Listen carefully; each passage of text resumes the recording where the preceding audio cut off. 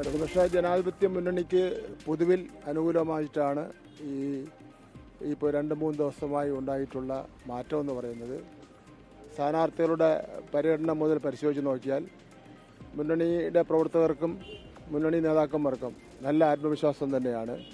ഇടതുപക്ഷ ജനാധിപത്യ മുന്നണിയുടെ നേതൃത്വത്തിലൊരു ഗവൺമെൻറ്, 3ാം ഗവൺമെൻറ് അധികാരത്തിൽ വരുമെന്നുള്ള കാര്യം ഉറപ്പാണ്. നേമത്ത് ഒരു ആശങ്കയ്ക്കും ഇടയില്ല. ഇടതുപക്ഷ ജനാധിപത്യ മുന്നണി തന്നെ ജയിക്കുമെന്നുള്ള ഉറപ്പാണ്. അക്കാര്യത്തിൽ ഒരു തർക്കത്തിൻ്റെയും പ്രശ്നമില്ല. LDF സ്ഥാനാർത്ഥി വി ശിവൻകുട്ടി സംസാരിക്കുകയായിരുന്നു. അപ്പോൾ വലിയ വിജയ പ്രതീക്ഷയുണ്ടെന്നാണ് അദ്ദേഹം പറഞ്ഞത്. 2 ദിവസങ്ങൾ കൊണ്ട് കാര്യങ്ങൾ മാറിയെന്നാണോ ആഷ്മി പറയുന്നത്?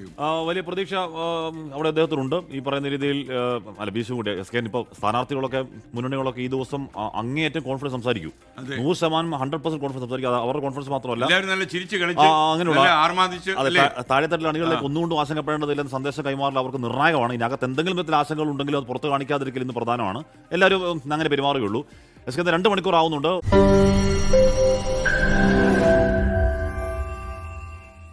ലോകത്തെവിടെയായാലും ഏത് സമയത്തും 24 വാർത്തകളും ഓഗ്മെന്റഡ് റിയാലിറ്റി പാക്കേജുകളും എക്സ്പ്ലെയിനറുകളും വിശദമായി കാണാൻ ഞങ്ങളുടെ യൂട്യൂബ് ചാനൽ നിങ്ങൾക്ക് സബ്സ്ക്രൈബ് ചെയ്യാം.